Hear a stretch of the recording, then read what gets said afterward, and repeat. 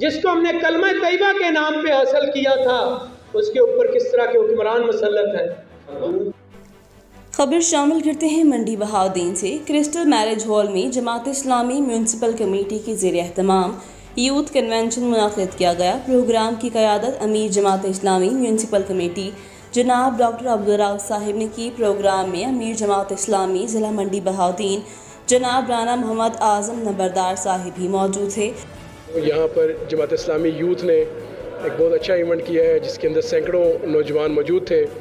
कायदे मोहतरम सिराजुल हक साहब का जो विजन है, आज का नौजवान कल का हुक्मरान, और आगे बढ़ेगा नौजवान तो बनेगा पाकिस्तान, तो उस विजन को लेके आज बहुत अहम प्रोग्राम हुआ है। पूरे यूथ कन्वेंशन में मेहमान खसूसी GIU सूबा पंजाब शुमाली अवैस असलम मिर्ज़ा ने खिताब करते हुए कहा कि हमारी तारीख वो है जिसमें नौजवानों के असहाब कहफ जैसे वाक़यात मिलते हैं कि जब गिनती के नौजवान अपनी जान की परवाह किए बगैर जाबिर हुक्मरानों के सामने अल्लाह की वहदानियत बयान करते हुए पाए जाते हैं।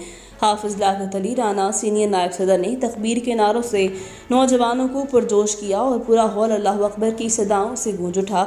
इंशाअल्लाह हम सदर सूबा अवैस असलम मिर्ज़ा साहिब की क़यादत में मंडी बहाउद्दीन को पूरे सूबे के अंदर एक मॉडल बनाकर पेश करेंगे। हम यहाँ किसी किस्म का जुल्म, नाइंसाफ़ी और करप्शन को बर्दाश्त नहीं करेंगे।